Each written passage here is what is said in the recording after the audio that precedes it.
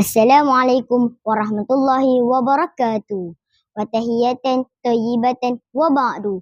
As-sayyidu ra'isul jalsah wal muallimun wal muallimatul a'izza wa zumala'i wa zamilati wa urahibu bikum jami'an.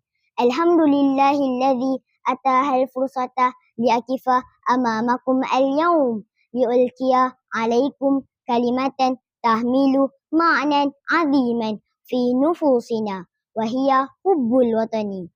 أيها الأصدقاء، ليس الوطن مجرد أرض نعيش عليها ولا خريطة نشاهدها في الكتب، بل هو مكان ميلادنا ومنشأنا ومكان ذكرياتنا.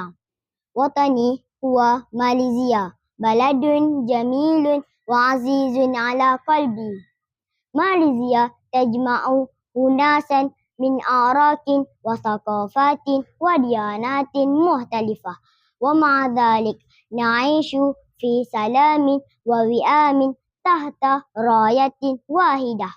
نأكل معا، نضحك معا، نحتفل معا، نردد نشيدا وطنيا واحدا، ونرفع علما واحدا.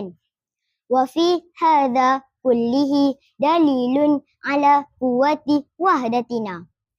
أيها الهادرون، حب الوطن لا يكون بالكلمات فقط، بل يكون بالأفعال والأخلاق.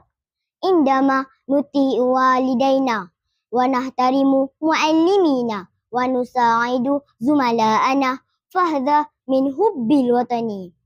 في المدرسة نتعلم لنكون جيلا يساهم في بناء الوطن. قد نكون طلاب اليوم، ولكن غدا سنكون أطباء ومهندسين ومعلمين وقادة. نستطيع كلنا أن نقدم شيئا لماليزيا: زراعة شجرة، تنظيف الفصل، مساعدة الضعفاء، كلها أعمال نساهم في رقي الوطن. وأنا شخصيا فخور بماليزيا لأنها نالت الاستقلال بسلم وتتقدم يوما بعد يوم. فيها الجبال والبحار والغابات، فيها جمال الطبيعة وجمال الشعوب.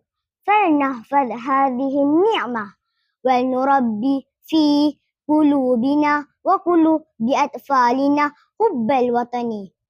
أيها السادة، مع أننا نحتفل في اللغات والثقافات والأديان، فإننا نجتمع تحت راية واحدة، وهي راية ماليزيا. فالاتحاد هو سر القوة. مع نصمد ومتفرقين نسكت. وفي الختام أقول لكم أنا فخور بأني ماليزي وأحب ماليزيا بكل ما فيها. والسلام عليكم ورحمة الله وبركاته.